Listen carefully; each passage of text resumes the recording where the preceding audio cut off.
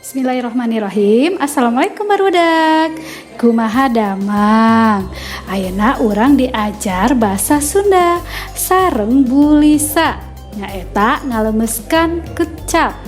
Ieu buuk rambut, ieu sirih mastaka, ieu tarang taar, ieu pipi damis, ieu panon soca, ieu bibir lambe, irung pangambung, huntu waos, ieu ceuli cepil, ieu gado angket, ieu lengan panangan, ieu suku sampean, ieu ramorema, beteng patuangan, beheng tenggek, ngalemeskan kecap. Alhamdulillah anak-anak, hari ini kalian sudah menghafal kasar atau waloma serta lemes dalam bahasa Sunda.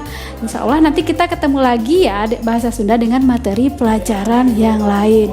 Assalamualaikum, terima kasih anak-anak.